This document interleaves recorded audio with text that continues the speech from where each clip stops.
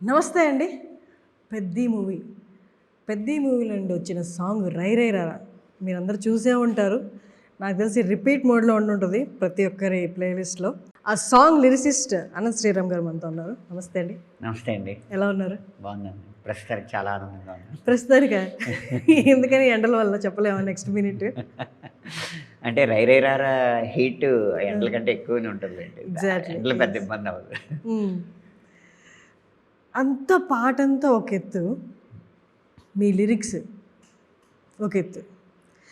అందరూ అన్నిటి గురించి మాట్లాడుతున్నారు. నాకు బాగా నచ్చిన ఒక లైన్ గురించి నేను దాంతో స్టార్ట్ చేస్తాను. మీ నాన్న అప్పుకి నీ కొడుకు వడ్డీ కడితే నువ్వు చేసింది ఏముంది అన్నది ఒక ఒక మీనింగ్ వచ్చే లైన్. మీ అయ్య వడ్డీ నీ నీ కొడుకు అయ్య వడ్డీ నీ బిడ్డ కడితే నువ్వేం పొడిచావని. అసలు ఏంటి ఆ లైన్ నాకు అంటే ఇప్పుడు మేము మూవీ చూడలేదు, మాకు అక్కడక్కడ గ్లిప్సెసే కనిపించాయి. పాట రిలీజ్ అయింది. అసలు మూవీకి ఈ లైన్కి ఏమైనా సంబంధం ఉందా అన్నట్లు అనిపించింది నాకు. అంటే కంఫర్ట్ జోన్ నుంచి బయటికి రాకుండా, నీ లిమిట్స్ నువ్వు పుష్ చేసుకోకుండా, నువ్వు ఇంట్రోవర్ట్గానే అలా నీలో నువ్వు కృంగిపోతూ ఉంటే నువ్వు ఏమన్నా అనుకున్నా సాధించలేవు, అసలు అనుకోవడానికి కూడా పనికిరావు. ఇది బేసిక్గా సారాంశం. మామూలుగా మీరు లగాన్ చూసుకున్నా కూడా వాళ్ళకి తెలియని ఒక ఆటని వాళ్ళ శైలిలో ఆడి నెగ్గి ఆ పన్నుని చేసుకుంటారు కదా, మాఫీ చేసుకుంటారు కదా. అలాగా ఇప్పుడు మనం ఒక కుటుంబంలో పుట్టాం, ఒక ఆర్థిక స్తోమత ఉన్న కుటుంబంలో పుట్టాం. మహా అయితే అక్కడికి రీచ్ అయితే సరిపోద్ది మనం అనుకుని ఉన్నాం అనుకోండి, అక్కడ వరకే ఉంటాం. మన చిరంజీవి గారు కూడా నాతో చెప్పారు ఆ లైన్ ఎందుకు అవన్నీ నాకు కనెక్ట్ అయినాయి అనడానికి. నేను కెరీర్ స్టార్ట్ చేయకముందు మామూలుగా మా నాన్నగారు డిపార్ట్మెంట్లో ఉన్నారు, నాకు ఎన్సీసీ బ్యాక్గ్రౌండ్ ఉంది. ఇవన్నీ ఉపయోగించుకుని మంచి ఆఫీసర్ అయ్యేవాడిని. ఈరోజు డిఎస్పీగా రిటైర్ అయ్యేవాడిని. అది అప్పటికి మా కుటుంబం, మా బంధువులతో చూసుకుంటే అది మంచి పొజిషనే. కానీ అదే ఆలోచనతో ఉండుంటే ఈరోజు ఈ చరిత్ర ఉండేది కాదు కదా.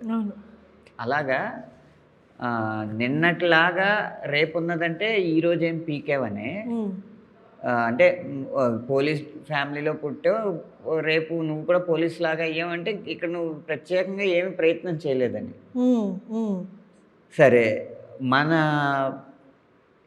దురదృష్టమో లేకపోతే వాళ్ళ అసమర్థత, మన ముందు తరం వాళ్ళు ఒక అణగారిన జీవితం గడుపుతున్నారు. ఆ అణగారిన జీవితం తాలూకు బాధలు మన తర్వాత తరం వాళ్ళు కూడా పడుతున్నారు అంటే మధ్యతరమైన మనం ఏ ప్రయత్నం చేయలేదని అర్థం. అన్నదాన్ని వ్యవహారిక భాషలో చెప్పడానికి నీ అయ్య వడ్డీ నీ బిడ్డ కడితే నువ్వేం పొడిచావని అని చెప్తుంది. ఇక్కడ అప్పు అనేది లిటరల్గా డబ్బు అనే ఒకటే కాదు. మీరు ఒకళ్ళకి మాట ఇచ్చారండి, ఆ మాట తప్పడం వల్ల మీ కుటుంబం ఇబ్బంది పడింది. ఆ పడుతున్న ఇబ్బంది మీ కుటుంబం మీద పడిన నిందని మళ్ళీ సరిచేయడానికి మనం ఏం చేయకపోతే ఇదే నింద మన తర్వాత తరం వాళ్ళు కూడా పడుతూ ఉంటారు. జనరేషనల్ కర్స్ అంటారు. పాత్ బ్రేకర్ లాగా ఒకరు వస్తారు ఫ్యామిలీలో. రావాలి, నువ్వు ఎందుకు అవ్వవు పాత్ బ్రేకర్, ఎందుకు అలాగా ఒకే మోసలో ఉండిపోతావు అని చెప్పడానికి ఆ లైన్ రాశాను. అంటే నార్మల్గా ఇన్స్పిరేషనల్గా ఉంది సాంగ్ అంతా, కానీ మీరు రాసిన పదాలు అవన్నీ అంటే స్పెసిఫిక్గా నీ ఫ్యామిలీ, నీ సిచ్యువేషన్, నీ గురించి మాట్లాడుతున్నా అన్నట్లు ఉన్నాయన్నమాట. అది సీతారామ శాస్త్రి గారి సూత్రం.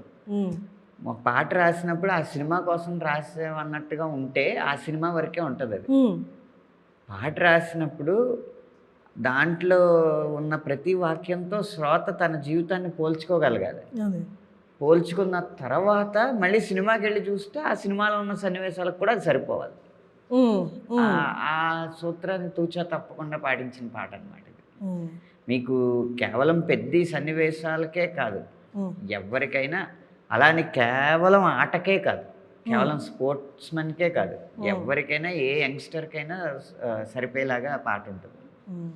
అంటే ఇలాంటి ఇన్స్పిరేషనల్ సాంగ్ రాయాలి అంటే క్యారెక్టర్ చూస్తే రామ్ చరణ్ గారిది ఎదుటి వాళ్ళకి జ్ఞాన్ ఇచ్చేంత క్యారెక్టర్ కాదు తన అటైర్ అదంతా చూస్తే సో ఫార్ నేను చూసినంత వరకు. బట్ స్టిల్ హీ గివ్స్ అంటే లైఫ్ని నేను ఇలా లీడ్ చేస్తున్నాను, ఇలా ఉండాలి, లేయి పరిగెట్టు అన్నట్లుంది.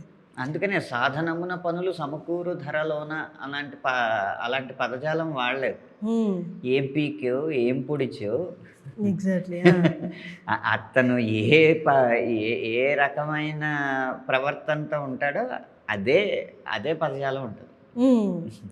ఇది ఒక ఛాలెంజింగ్ టాస్క్ కదండి. అంటే ఇప్పుడు ఆ క్యారెక్టరైజేషన్ తగ్గట్టు రాయడం ఒకటి, ఆ క్యారెక్టర్ మాట్లాడుతున్నట్టు రాయడం ఒకటి, ఆ యాస కానీ ఆ పదాలు కానీ మీరు అన్నట్లు ఇట్స్ ఛాలెంజింగ్ కదా. అది కాక ఆ క్యారెక్టర్ తాలూకు పదజాలాన్ని ఇచ్చిన బాణీలో పెట్టాలి. అది అన్నిటికంటే సవాల్తో కూడిన విషయం. ఆ బాణీ ఏదో పాతగా విన్న బాణీలాగా ఉన్న బాణీ అంటే అలవాటు అయిపోయింది, ఇలాగే ఉంటుందిలే లెంత్ అనుకోవచ్చు. రెహమాన్ గారు ఏ పాటకి సంబంధం ఉండదు, ఎప్పటికప్పుడు అది ప్రయోగాత్మకంగా ఉంటుంది. ఎందుకంటే ప్రయోగమే 10 కాలాల పాటు నిలబడుతుంది, అనుకరణ ఎప్పుడు ఆ కాలంలో కాస్త అలా మోగి వెళ్ళిపోద్ది అంతే. అందుకే ఇంతకాలం రెహమాన్ గారి పాటలు ఈ రోజుకి మనం వినరా దేశం మన దగ్గర వింటున్నాం అంటే కారణం అప్పటికి అది ప్రయోగం. ఓకే. అంటే ఇప్పుడు ఈ క్యారెక్టర్ చెప్పినప్పుడు నార్మల్గా ఎవరైనా రెఫరెన్స్లు ఇస్తూ ఉంటారు, అలాగండి ఇలాగండి అన్నప్పుడు. అంటే మీరు ఇలాంటి ప్రయోగాలు చేయడానికి సిద్ధంగా ఉన్నా, ఛాలెంజింగ్ యాక్సెప్ట్ చేసే మైండ్తో ఉన్నా, కొన్నిసార్లు ఆ క్రియేటివ్ స్కోప్ అనేది కన్ఫైన్ చేయడానికి పరిస్థితులు అలా ఉంటాయి, అలా వస్తాయి. మనం అనలేం నాకు ఇలా ఉంటే సరిపోద్ది, అలా ఉంటే సరిపోద్ది అన్నప్పుడు మీరు మీ లోపల ఆ లిరిసిస్ట్ ఒప్పుకోకపోతే వాళ్ళని సపోర్ట్ చేసేలాగా అట్ ద సేమ్ టైం మీకు ఆ సాటిస్ఫాక్షన్ వచ్చేలాగా ఎలా ఇముడుస్తారు ఆ పాటలు? మీ నిజంగా ఇది ఖచ్చితంగా సరిపోతుంది అనుకున్నప్పుడు ఒకసారి చెప్తాను మామూలుగా, రెండోసారి గట్టిగా చెప్తాను. గట్టిగా చెప్తారా అంటే ఎలాగా? ఇది సరిపోద్ది నేను చెప్తున్నాను కదా, నేను పూర్తిగా అన్ని కోణాల్లో ఆలోచించే ఇది పెట్టాను అని. లేదు నాకు అది కొంచెం సరిపోవట్లేదు అన్నారు అనుకోండి, రెండోసారి నా ఆఖరిసారి అనమాట, మార్చేస్తాను అంతే. మామూలు ఏం మాట్లాడుకుంటాను, వాళ్ళకి కావాల్సింది ఇచ్చేస్తారు. కానీ ఈ పాట వరకు మాత్రం మేము ఏం రాయబోతున్నామో కూడా ముందే అనుకుని, అంటే ఇంట్రడక్షన్ సాంగ్స్ ఉంటాయి, హీరో పాటలు ఇప్పుడు దాకా ఎలా వస్తున్నాయి, రెండే మీకు కోణాలు ఉంటాయండి. అయితే నేను ఇలాంటి నేను ఇన్ని సాధించాను, నా తత్వం ఇది అని హీరో తన గురించి తను చెప్పుకోవడం, లేదా వీడు ఇలాంటోడు, వీడు ఇన్ని సాధించాడు, వీడి తత్వం ఇది, వీడు ఎంత బాగుంటాడు అని పక్కన వాళ్ళు చెప్పడం, థర్డ్ పర్సన్ చెప్పడం. పక్కనోడు వీడు ఇప్పుడు ఎవడో అంటే అప్పుడు థర్డ్ పర్సన్ అవుతుంది కదా. ఓకే, పక్కన ఉన్న పర్సన్ చెప్పడం. ఓకే, ఈ 2 రకాలే వస్తాయి. హీరో ఇంట్రడక్షన్ సాంగ్ గత 10-15 సంవత్సరాలుగా మీరు ఇంట్రడక్షన్ సాంగ్లన్నీ సరదాగా వింటే ఈ 2 రకాలే ఉంటాయి. అవును. దాన్ని కాకుండా ఏం చేద్దాం అన్నప్పుడు కొంచెం పైగా 90s కాబట్టి కాలం వెనక్కి వెళ్తే, నువ్వు ఇలా చేస్తే నా అలా అవుతావు అన్నది అప్పుడే. అంటే గొప్ప ఆటగాడుగా ఊరంతా వాడి స్థాయిలో వాడికి జేజేలు కొడతా ఉంటారు. అయితే వీడి ఉద్దేశం ఏంటి, నేను ఒక్కడనే ఆటగాడైతే ఎలా, నువ్వు కూడా ఆటగాడు అవ్వాలి కదా అన్నడానికి ఇన్స్పిరేషన్ ఇవ్వడానికి పాడతాడు. ఓకే. కాబట్టి ఆ దారి మాకు ఈ 2 దారుల కంటే కొంచెం ఉదాత్తంగా అనిపించింది. కావలసిన ఉత్సాహం ఉంటూనే పాట 10 కాలాలు నిలబడేలాంటిది వస్తుంది, మళ్ళీ అవకాశం దొరకదు ఇలాంటి కథ అని చెప్పి ఇద్దరం ముందే అనుకున్నాం. కాబట్టి ఆ కన్విన్స్ చేయడాలు అలాంటివి లేవు. కాబట్టి రావాల్సిన భావాన్ని ట్యూన్లోకి పెట్టడానికి సమయం పట్టింది. అందుకే ఆ 2 నెలల్లో ఎన్నిసార్లు రింగ్ రోడ్ని 160 కిలోమీటర్లు చుట్టామో మాకు తెలియదు, ఎన్ని కాఫీ షాపుల్లో. మీరు డైరెక్టర్ గారు? నేను డైరెక్టర్, ఆయనే డ్రైవింగ్, కార్లో ట్యూన్ పెట్టుకోవడం, ఇక్కడ ఎలాంటిది చెప్పచ్చు అని ఒకరికొకళ్ళు మాట్లాడుకుని. సరిగ్గా చెప్పాలంటే ఈ పాటకి సగం ఆత్మ డైరెక్టర్ గారు. సందర్భాన్ని బట్టి పదాలు, అంటే ఇప్పుడు సందర్భాన్ని మాట్లాడుకున్నారు, ఇక్కడ ఇలా చెప్తే బాగుందని మాట్లాడుకున్నారు, పదాలు కూడా మాట్లాడుకున్నారా? మాట్లాడుకున్నాను. అంటే మీకు ఏ మామూలు ఈ ప్రౌఢ కవిత్వంలో ఉన్న పదాలు ఏవి ఉండవు దీంట్లో. రైరే రారా నుంచి మొదలుకొని ఆఖరికి ఒక రచయిత సిగ్నేచర్ అనేది ఉండాలి కాబట్టి నీకు నెగ్గే నైజం అర్థం కానట్టే. ఆ ఒక్క లైను రచయిత సంతకంలాగా కొంచెం స్టాండర్డ్గా రాశాను. Last line. ఓకే. మిగతా అంతా కూడా చాలా వ్యవహారికంగా ఒక మొరటోడు మాట్లాడినట్టే ఉంటుంది. అంటే ప్రతి ఇన్స్పిరేషనల్ పార్ట్ ఇలా ఇలా రాయడానికి మనం ఎదుర్కొన్న ప్రాబ్లమ్స్ కానీ, బ్యాక్లాషెస్ కానీ, లేకపోతే సెట్ బ్యాక్స్ కానీ ఎక్కడొక్కడ బయటికి రావడానికి ట్రై చేస్తూ ఉంటాయి. మీ లోపల నుంచి మీరు ఎదుర్కొన్న సమస్యలు కానీ, అవమానాలు కానీ, అవి లోపల నుంచి మాట్లాడిన సందర్భాలు ఉన్నాయా? అవి పదాలు కానీ ఇందులో మండే గుండె నీలో లేదంటే కాలు చెయ్యి ఉన్నా లేనట్టే ఈ లైన్ ఉంది కదా, అది నాకు చిన్నప్పుడు ఏదైనా అంటే చిన్న చిన్న కొట్లాట్లు అయినప్పుడు స్కూల్లో కానీ అక్కడ లాజిక్, డైలాగ్స్, పదాలు, వర్డ్స్ వారు ఇవన్నీ జరిగిపోయాక ఏమీ లేకపోతే సోడా బుడ్డి అని అంటూ ఉండేవారు. ఒరే మనం దెబ్బలాడుతున్న టాపిక్ ఏంటి, దానికి సోడా బుడ్డికి సంబంధం ఏంటి అని. అయినా నిజంగా విషయం లేని వాళ్ళే ఇలాంటివి మాట్లాడుతూ ఉంటారు. మన ఫైర్ మనం తగ్గించుకోకూడదు. ఒక చిన్న అవలక్షణం ఏదో ఫిజికల్గా ఉన్నంత మాత్రాన మనం తగ్గినట్టు కాదు, మనలో ఫైర్ అలాగే ఉండాలి అని అనుకుంటూ ఉండేవాడు. సో మన హార్ట్లో ఉన్న ఫైరే ముఖ్యం అన్నిటికంటే, అదే ముందుకు తీసుకెళ్తుంది. ఆడికన్నా కళ్ళు బాగున్నా, ఆడికన్నా కాళ్ళు బాగున్నా, ఆ హార్ట్లో ఫైర్ లేనివాడు ఆడిని గెలవలేడు. అంతే. అది అది ఎప్పుడో అలా నర్మగర్భంగా ఆ తత్వం అలా ఉండిపోయింది. విచిత్రం ఏంటంటే పాత్రికేయులు కూడా ఏదైనా నాతో విషయంలో కొంతమంది పాత్రికేయులు అని చెప్పుకుంటున్న వాళ్ళు, నిజమైన జర్నలిజం, ప్రొఫెషనల్ జర్నలిజం లేని వాళ్ళు ఏదైనా విషయంలో నాతో అభిప్రాయ భేదం ఉందనుకోండి, నేను చెప్పిన మాటో, నేను చేసిన ప్రసంగమో, నేను రాసిన వాక్యమో నచ్చలేదంటే ఆ ప్రసంగంలో ఉన్న విషయాలు, ఆ వాక్యంలో ఉన్న విషయాలను చెప్పడం మానేసి సోడబుడ్డి అని మొదలెడతారు. అమ్మో కదా. సో ఆ చిన్నతనంలో వాళ్ళది బాల్య చాపల్యంతో జరిగేది. ఇక్కడ విషయం లేక జరిగేది అనమాట. సో వాళ్ళందరినీ ఉద్దేశించే అన్నిటికన్నా ముఖ్యం కాలో, కన్నో, చెయ్యో, కండలో కాదు, మండే గుండె.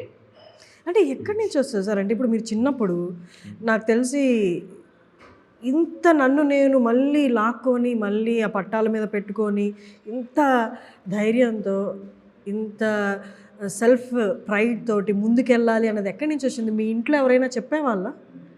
అంటే నాకు ఆలోచించే విధానం మనది డిఫరెంట్గా ఉన్నప్పుడు ఖచ్చితంగా సమాజం దాన్ని అంగీకరించదు. అప్పుడు మనకు మనమే తోడుగా ఉండి మనల్ని మనమే ప్రోత్సహించుకుంటూ ఉండాలి. అప్పుడు మనతో జరిగే మన రాపిడి ఏదైతే ఉంటుందో ఆ రాపిడి నుంచే ఫైర్ వస్తుంది. అంటే ఇక్కడ ప్రతిదానికి శిష్యుడు మనమే, గురువు మనమే, వీరులు మనమే, తర్వాత బోధకులు మనమే, శత్రువు మనమే, మిత్రుడు మనమే. ఏ ఎదిగిన వ్యక్తి అయినా వాడితో వాడు ఘర్షించుకున్నవాడే ఎదుగుతాడు. ఈ మధ్యకాలంలో సార్ సినిమాల్లో చూస్తూనే director impact, director life style, director వచ్చిన వాతావరణం ఎలాంటిది, అది కూడా చాలా ఇంపాక్ట్ వస్తుంది. ఇప్పుడు ఈ సాంగ్ మనం పెద్దలో సాంగ్ చూసినా, గ్లిమ్సెస్ చూసినా కొన్ని కామెంట్స్ డైరెక్టర్ గురించి కూడా ఉన్నాయి. ఆయన వాతావరణం అలా ఉండుంటుందేమో, ఆయన అక్కడి నుంచి పుట్టుకొచ్చారు కాబట్టి అక్కడ. అలాగే ఒక లిరిక్స్ రాస్తున్నా కూడా అంటే వాళ్ళు పాట వింటున్నప్పుడు లిరిసిస్ట్ ఏ ఊహించుకొని రాసుంటారో, ఆయన ఎలాంటివి చూసుంటారో అన్నది ఆడియన్స్లో ఆలోచన అయితే ఉంది. కానీ లిరిసిస్ట్ ముందు రాసేది కథ గురించే. కథలో ఏం చెప్పాలో దాన్ని దాటెళ్ళడు. దాన్ని చెప్పే భాష మాత్రం పెరిగిన పరిస్థితులు, కలిసిన వ్యక్తులు, ఎదురైన అనుభవాలు, చదివిన పుస్తకాలు, ఇవన్నీ క్రోడీకరించుకుని జరుగుతూ ఉంటాయి. ఓకే. ఏది చేసినా ఆ కథ నుంచి దూరంగా వెళ్లకుండానే ఉంటుంది. మీకు ముందే తెలుసా సార్ ఈ సాంగ్ రెహమాన్ గారు పాడబోతున్నారని? రెహమాన్ గారు ట్యూను ఆయనే పాడిచ్చారు. మామూలుగా తత్కారం అంటారు కదా, తానా నానా తానా నానా తానా నానా తానా నానా, దానికి నేను రాశాను కదా. రాసిన తర్వాత మాకు అనిపించింది అన్ని హై లైన్స్ ఉన్నాయి, ఇవి రెహమాన్ గారికి రీచ్ అయినట్టు ఒక ప్రొఫెషనల్ సింగర్కి రీచ్ అవ్వవు, ఒకవేళ రీచ్ అయినా ఇంత న్యాచురల్గా ఉండదు అని చెప్పి రెహమాన్ గారి చేత పాడిద్దామని అనుకున్నాం. అలా రెహమాన్ గారి చేతే పాడించాం. ఆయనే అన్నారు ఇంకో వాయిస్ కూడా చూడండి ఎందుకైనా మంచిదని. వేరే వాయిస్తో పాడిన తర్వాత అప్పుడు ఇంకా ఎక్కువ నమ్మకం కుదిరింది రెహమాన్ గారి వాయిస్లోనే బాగుంటుందని. అందుకు అదే ఉంచాను. ఓకే, మీరు ఈ సాంగ్ టైంలో, రికార్డింగ్ టైంలో అక్కడ ఉండడం జరిగిందా? జూమ్లో చేసుకున్నాం. జూమ్లో మీరు వెళ్ళలేదు? సెషన్లో ఆయన పాడి పంపిస్తుంటే మళ్ళీ ఏమన్నా పదాలు ఉచ్చారణ అది ఇద్దరం కూర్చుని ఒక చోట పొరపాటున పోరాడేటి పేరైరా అని వచ్చింది, అది పోరైరా సార్.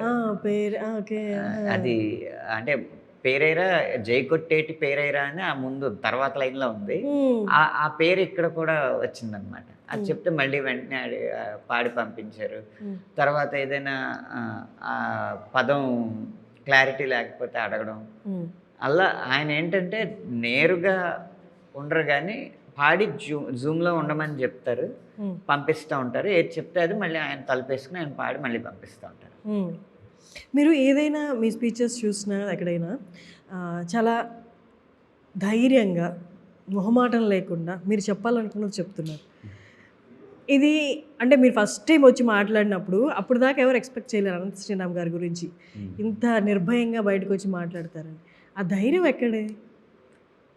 ఏముందని పెద్ద నా దగ్గర నుంచి దోచుకెళ్ళిపోయేది ఏముంది సమాజం? దోచుకెళ్ళిపోయేది లేదు కానీ ఒక బయటకు వచ్చి ఇలా మాట్లాడుతున్నప్పుడు ఖచ్చితంగా మీ పాయింట్ నచ్చే వాళ్ళు ఎంతమంది ఉంటారో నచ్చని వాళ్ళు కూడా ఈక్వల్గా ఉంటారు, విమర్శించే వాళ్ళు ఉంటారు, కామ్గా విని వెళ్ళిపోయే వాళ్ళు ఉంటారు. ఈ 4 కేటగిరీలు ఖచ్చితంగా ఉంటాయి. మీరు ఏ మాట ఒక్కొక్క కేటగిరీ చెప్పండి. నచ్చేవాళ్ళు, వాళ్ళతో ప్రాబ్లం ఉంది, నచ్చింది అంటారు. నచ్చని వాళ్ళు ఇది నచ్చలేదు అని ఏదో ఒక ప్రమాణం చూపించి చెప్పాలి కదా.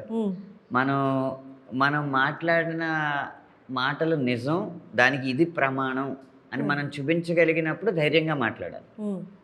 అంతేగాని ఇప్పుడు మీ జీవితంలో జరగని ఒక విషయం ఉంది సార్ మేడం, మీ జీవితంలో జరగని ఒక విషయం పెట్టి మీ మీద నాకేదో కోపం ఉండి ఆ జరగని విషయాన్ని ఈవిడ ఇలా చేసింది అని నేను గట్టిగా చెప్పాను అనుకోండి, మీరు వచ్చేమంటారు నిరూపించంటారు. అప్పుడు నా దగ్గర నిరూపణ ఉండదు, అప్పుడు భయం ఉంటుంది. అదే నేను చెప్పే మాట నిరూపించే ప్రమాణం నా దగ్గర ఉందనుకోండి, భయం ఉండదు.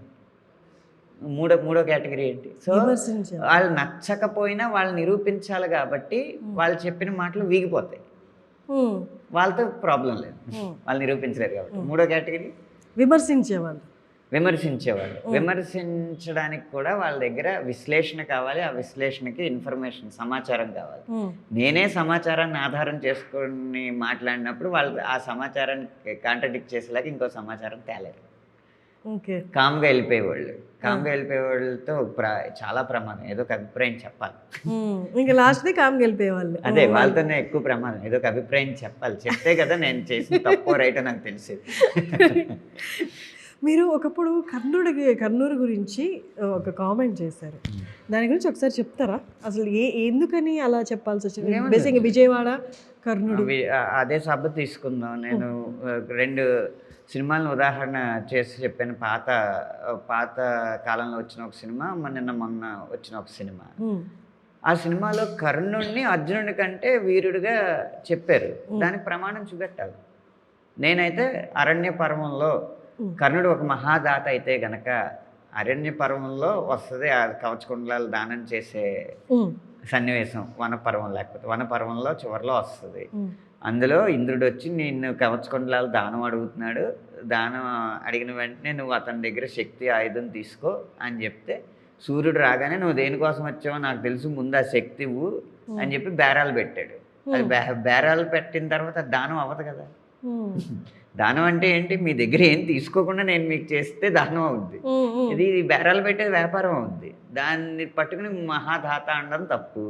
వీరుడు అనడానికి అదే అర్జునుడితో కురుక్షేత్ర యుద్ధమే కాదు, అంత ముందు జరిగిన 3 యుద్ధాల్లో పారిపోయాడు, చావు దెబ్బలు తిన్నాడు.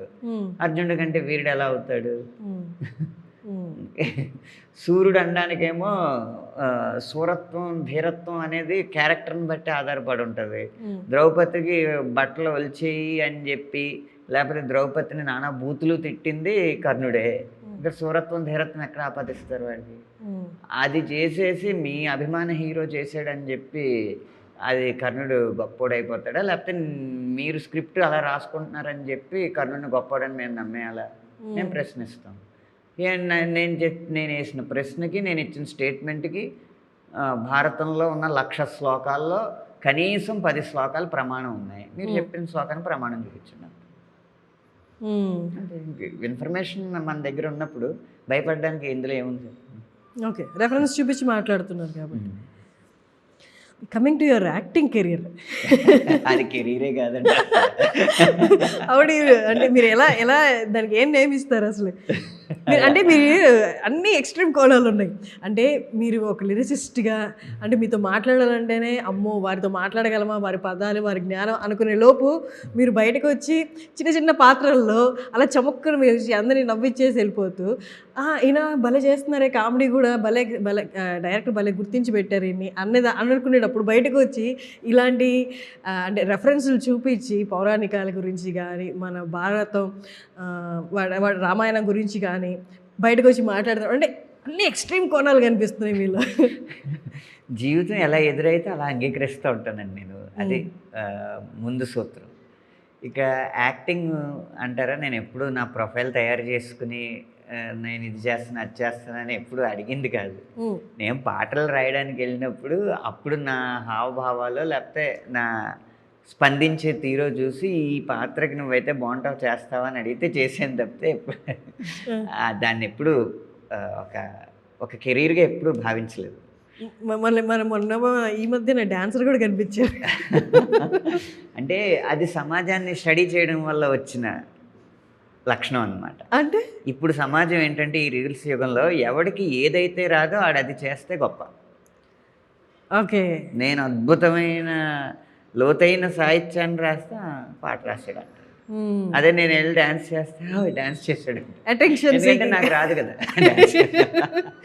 ఓకే, స్కూల్స్లో కానీ కాలేజెస్లో కానీ ఏ రోజు ఒక యాన్యువల్ డేకి, ఒక గెట్ టుగెదర్కి డ్యాన్స్ చేసిన పాపాన్ని పోలే ఎప్పుడు. నాకు రాదు డ్యాన్స్, నిజంగా రాదు. కాకపోతే అక్కడ ఎగురుతుంటే దాన్ని డ్యాన్స్ అంటున్నారు అంతే. మీ మెల్లో ఏంటది? అవెంజర్స్ ఫ్యానా మీరు? ఏ ఫర్ అనంత్ శ్రీరామ్ కదండి. అవెంజర్స్ అలా కన్వర్ట్ చేసేసుకున్నారా కన్వీనియంట్గా? But it looks good. Thanks అండి. నైస్. అంటే లైఫ్లో మీరు అన్నట్లు ఒక కోణంలోనే అలా వెళ్ళిపోకుండా అప్పుడప్పుడు చూస్తున్న జనాలకు షాకులు ఇస్తూ, అంటే కైండ్ ఆఫ్ మైండ్ స్టడీ అది. చెయ్యింది చేస్తే they all look at you అంతే. కానీ నేను 4 నెలల తర్వాత, బహుశా 5 నెలల తర్వాత ఇంకో షాక్ ఇవ్వబోతుంది. 4-5 నెలలు ఆల్రెడీ ప్రిపేర్డా? ఏంటది? అంటే ఏ సెక్షన్లో అయి ఉండొచ్చు? ఏదైనా చెప్తే షాక్ ఎందుకు అవుద్దండి? ఓకే, ఇదొకటి కట్ చేసి డాన్స్ అయిపోయింది, లిరిక్స్ అయిపోయాయి, యాక్టింగ్ అయిపోయింది, డైరెక్షన్కి వెళ్తున్నారా ఏంటి? చేయట్లేదు. అంత నిర్మాతని రిస్క్లో పెట్టే పని నాకు వచ్చిన పని ఇది వచ్చా. అదే సినిమా వైపే. మీరు సినిమా వైపేనా? Maybe politics? అదేం కాదు, పాలిటిక్స్ అనిపిస్తుంది నాకు. అసలు రాజకీయాల్లోకి వెళ్ళను, రాసి పెట్టుకోండి. ఓకే. వాటరు అనే వాడు అవినీతి పరుడు అయిపోయిన తర్వాత రాజకీయాల్లోకి వెళ్ళడం చాలా అమాయకత్వం. అలా వెళ్ళాలంటే వాడు ఖచ్చితంగా ఇంకా జీవితంలో అది తప్ప ఇంకేది లేనోళ్ళే వెళ్ళాలండి. ఓటర్ అవినీతి పరుడు అయ్యాక అంటున్నారా? మరి ఆకలితో ఉన్నవాడు ఏం చేస్తాడండి? ఏ ఆకలి? ప్రతిదీ ఆకలే కదా. ఇప్పుడు పొద్దున్న లేస్తే ప్రతి అవసరం ఆకలే. ఓకే, 5 రోజుల ఆకలి కోసం 5 సంవత్సరాల జీవితాన్ని పణం పెడతారు. ఓకే, ఇప్పుడు వాళ్ళు అవినీతి పరులని ఈ 5 సంవత్సరాల ఆకలి తీరే విధానాన్ని నీ ఓటు ద్వారా నువ్వు తేవాలి. కానీ నేను వేరే రచనల విషయంలో రాజకీయ పార్టీలకి పాటలు రాస్తూ ఉంటాను. అది ఆ విధమైన వర్క్ చేస్తాను. ప్రత్యక్ష రాజకీయాల్లోకి వెళ్ళను. ఆ సందర్భంలో నేను ఓటర్లని కొంచెం అధ్యయనం చేశానండి. ముందు ఎవడు నెగ్గితే నా ఓటు ఆడికి వేయాలనుకుంటాడు, ఎవడు నచ్చితే ఆ ఓటు ఆడికి వేయాలనుకోడు. నచ్చితే నాకు ఈడు నచ్చాడు కాబట్టి ఈడికి వేయాలి నేను ఓటు అనుకోడు. ఆడు నెగ్గుతాడంట, నా ఓటు వేస్ట్ అవ్వకూడదు, ఆడికి వేస్తాను. అంతకు మించిన అపరిపక్వత ఇంకోటి ఉండదు. రెండోవాడు ఆ డబ్బులు ఇచ్చాడు కాబట్టి ఆడికేద్దాం మళ్ళీ తప్పు అని. మూడోవాడు అందరి దగ్గర డబ్బులు తీసేసుకుంటున్నాం కదా, ఓ పని చేద్దాం, మన ఇంట్లో 6 ఓట్లు ఉన్నాయి, 3 ఈ పార్టీకి వేద్దాం, 3 ఆ పార్టీకి వేద్దాం. మీరు మెయిన్ది మర్చిపోయారు, మా కులపోడు. ఇంకా మాట్లాడకూడదు. సార్ నాకు వీటన్నిటిలో కొంచెం అవగాహన రాహిత్యంతో వేసినట్టు కనిపించిన ఇది మాత్రం నిక్కచ్చిగా ష్యూర్ షార్ట్గా నా కులం కాబట్టే వేస్తాను అంటే ఇది అల్టిమేట్. అలా అది కనుక నిజమైతే అండి, ఇప్పుడు వరకు ఇప్పుడు 2 తెలుగు రాష్ట్రాలు అయ్యి ఉండొచ్చు, ఆ ముందు ఉమ్మడి రాష్ట్రంలో అయ్యి ఉండొచ్చు, నా కులమోడికే నేను ఓటు వేయాలని కనుక ఓటర్ అనుకుని ఉండుంటే ముఖ్యమంత్రి అయ్యే వ్యక్తి ఆ కులపోడే అయ్యి ఉండాలి. లేదు, అక్కడే ఇంకో మేజర్ రోల్ ప్లే చేస్తుంది కదా, ఇన్ఫ్లుయెన్స్, మనీ. అందుకని ఏదైనా డబ్బు చుట్టే, క్యాష్ చుట్టూనే తిరుగుతుంది, క్యాస్ట్ చుట్టూ తిరగదు ఏది. క్యాష్ చుట్టూ సెన్స్ మొత్తం సమాజంలో ఉన్నది క్యాష్ ఫీలింగ్, క్యాస్ట్ ఫీలింగ్ కాదు. కొంతవరకే అది. క్యాస్ట్ అనేది వాడి క్యాష్ అవుతున్నంత వరకు వాడుకుంటాడు. అది పర్ఫెక్ట్. సో ఈ ప్రకారం నేను రాజకీయాల్లో కూడా మీకు ఏం షాక్ ఇవ్వను, కానీ షాక్ అనేది ఇచ్చినప్పుడే తెలుస్తుంది. జస్ట్ ఇది కట్ చేసి పెట్టుకోండి, అంటే 4-5 నెలల తర్వాత ఒక షాక్ ఇవ్వబోతున్నాను. అదేంటనేది ఇది కట్ చేసుకుని అప్పుడు వేసుకోండి. అదే ఈ ఒక్క ఫుటేజ్ మాత్రం కొంచెం జాగ్రత్తగా దాచుకోండి. ఓకే, అలాగే పెడతాము. ఫస్ట్ లిరిసిస్ట్గా, యాక్టర్గా, డాన్సర్గా 4వ ఫ్రేమ్ ఏం పడిపోతుందో మనం నెక్స్ట్ చూద్దాం, నెక్స్ట్ క్లిప్లో. అయితే సరే, అమేజింగ్. నెక్స్ట్ మీ వర్క్ గురించి థంబ్నెయిల్ వచ్చేసింది, నేను తర్వాత ఇస్తాను, లేదు తర్వాత విషయం. మీ నెక్స్ట్ వర్క్ గురించి ఒకసారి. 2026 చాలా మంచి సంవత్సరం అండి. నా 20 సంవత్సరాలు అకార్డింగ్ టు ఆస్ట్రాలజీ. గ్రహాలది ఏముందండి, అనుగ్రహాలు ఉంటే చాలా మనకి. పర్ఫెక్ట్. అలా లేదని ఒక శాస్త్రం పుట్టింది అంటే దానికి ఎన్నో శతాబ్దాల అధ్యయనం జరుగుంటుంది. అంటే ఇప్పుడు చంద్రగ్రహణం వస్తుంది, ఈరోజు ఇది వస్తుంది అని పుస్తకంలో ముందే రాయగలిగారంటే ఒక తరం వాళ్ళు కొన్ని ఆ రోజుల్లో 100-150 సంవత్సరాలు బతికారు అనుకుందాం. ఈ గ్రహం నాకు ఊహ తెలిసినప్పుడు నేను 5వ సంవత్సరం నుంచో 10వ సంవత్సరం నుంచో గమనిస్తున్నాను, ఈ కాలంలో ఈ పొజిషన్లో ఉంది, ఈ కాలంలో ఈ పొజిషన్లో ఉంది, ఇది ఈ పొజిషన్లో ఉన్నప్పుడు ఈ పరిణామాలు జరుగుతున్నాయి.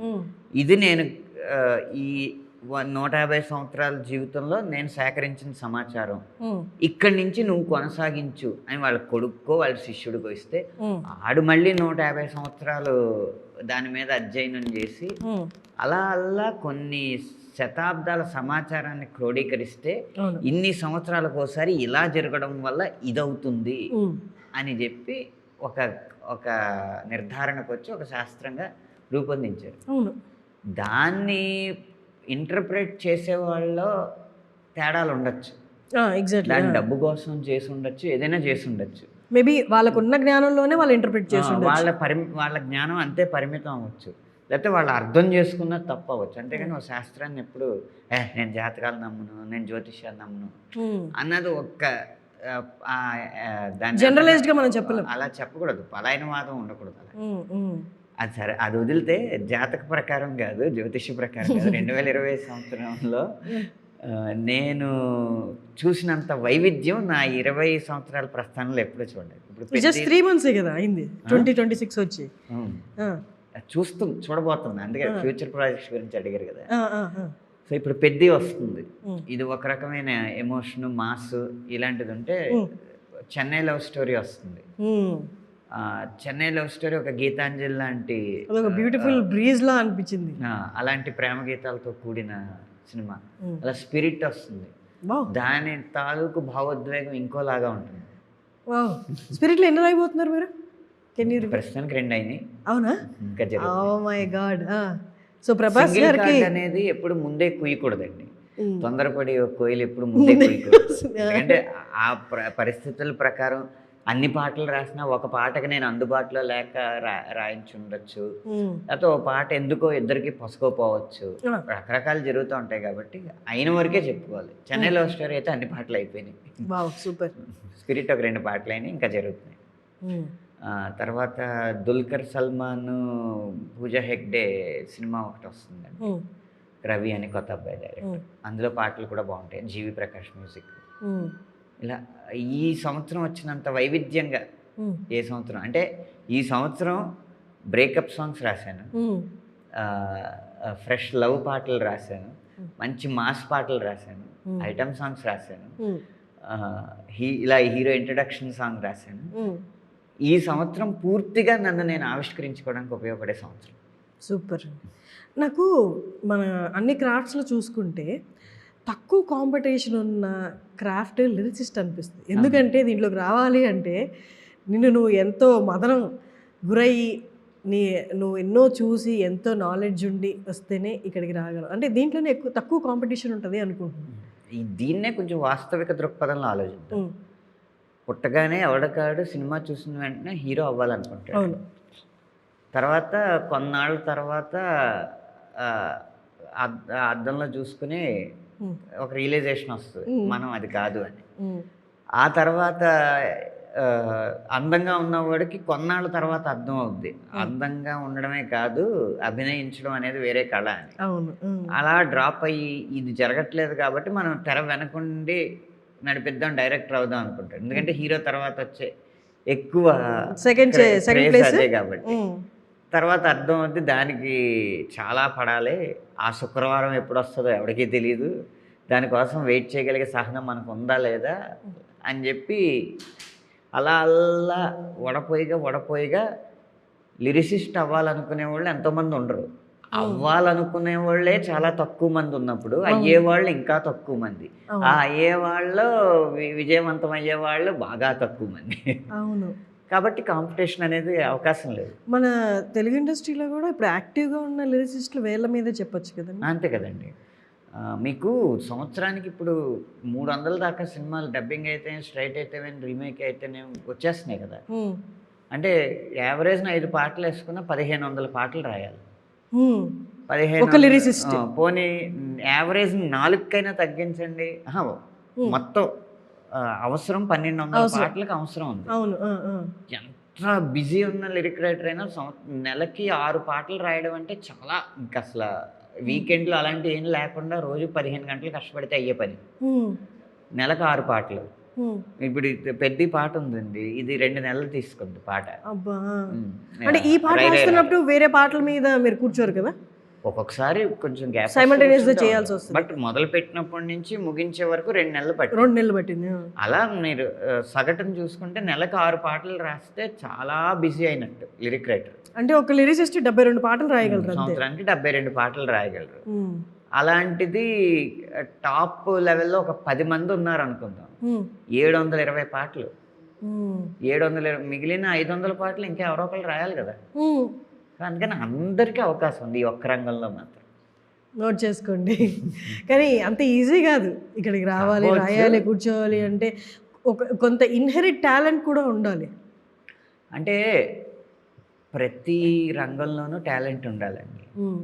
దీనికి వచ్చిన చిక్ ఏంటంటే ఒక మెడిసిన్ 4.5 సంవత్సరాల్లో చేయొచ్చు, పోని పీజీ చేసిన 6.5 సంవత్సరాల్లో మెడిసిన్ చేయొచ్చు, ఒక 6 సంవత్సరాల్లో ఇంజనీరింగ్ చేయొచ్చు, ఒక 8 సంవత్సరాల్లో సంగీతం నేర్చుకోవచ్చు అని ఇలా ఒక కాలపరిమితి ఉంది. దీనికి పరిమితి లేదని అనుకుంటారు. నేను చెప్తా కాలపరిమితి. ఇవాళ మీకు పాట రాయాలని ఉందనుకోండి, మీరు ప్రయత్నించాల్సిందల్లా ఒక తెల్ల కాగితం ఒక పెన్ను పట్టుకుని రాయడం మొదలు పెట్టడమే. అలా మొదలుపెట్టిన 16వ సంవత్సరంలో 15వ సంవత్సరంలో మీరు ప్రొఫెషనల్ లిరిక్ రైటర్ అవుతారు. 16 ఏళ్ళు. అన్నేళ్ళు మీకు ఓపిక పట్టే ఇది ఉంటే ఖచ్చితంగా అవ్వచ్చు. ఈ ఒక్క క్రాఫ్ట్కి ఆ సహనం కావాలి. నేను 11వ ఏట మొదలుపెట్టాను కాబట్టి 20లోకి వచ్చేటప్పటికి అయిపోయింది. Okay, nice. నాకు తెలిసి ఎంతోమంది డైరెక్టర్ వర్క్ చేయాలనుకున్న వాళ్ళు కూడా, నాకు తెలిసి మీకు మూవీ నచ్చుండొచ్చు లేదా ఒక ఇంటర్వ్యూ నచ్చుండొచ్చు ఒక డైరెక్టర్ది. మీరు ఆయనతో వర్క్ చేయాలి అనుకునే లోపు ఆయన నుంచి మీకు కాల్ వచ్చేద్దేమో. యాదృచ్ఛికంగా చెప్తే ఇది నిజమేనండి. బుచ్చిబాబు గారిది అలాగే జరిగింది. ఉప్పెనప్పుడు నేను ఉప్పెనకి రాయలేదు. చాలా బాగా తీశారు, సంగీత అభిరుచి కూడా చాలా బాగుంది, సాహిత్యం కూడా బాగుంది, ఇలాంటి ఆయనకి పని చేస్తే బాగుంటుంది అనుకున్నాను. అలా మేనిఫెస్ట్ చేసుకోగానే అలా ఒకసారి అప్పుడు కరోనా టైం కదా, అదైనా 2 సంవత్సరాలకి నమస్తే సార్, ఐఎమ్ సానా బుచ్చిబాబు సానా, డైరెక్టర్ ఆఫ్ ఉప్పెన అని మళ్ళీ వెంటనే నేను తిరిగి ఎందుకు సార్ అంటే ఇలాగ మనం పెద్ద కోసం పని చేద్దాం అనుకుంటున్నాం, అలా మొదలైంది అనమాట. Perfect. Thank you sir, thank you so much for your time. లిరిసిస్టులు కూడా ఇలా మూవీ రిలీజ్ ముందు వచ్చి మాట్లాడుతుంటే మాకు కూడా కొంచెం జ్ఞానం వస్తూ ఉంటుంది పదాల గురించి కానీ, ఎలా రాయాలి అంటే సాంగ్స్ అనే కాదు, రాయడం అనేది ఎప్పటికీ అంతరించిపోయింది ఎవరి లైఫ్లో ఉన్నా, ఎవరు ఏ రంగాల్లో ఉన్నా, వాళ్ళందరికీ కూడా ఒక ఇన్స్పిరేషన్లా ఉంటుంది. Thank you so much. Thank you so much. కూడా సంతోషం పాత్రికేయులు లిరిసిస్టులను కూడా ఇలా రిలీజ్ ముందు ఇంటర్వ్యూ చేయడం. Thank you sir. ధన్యవాదాలు.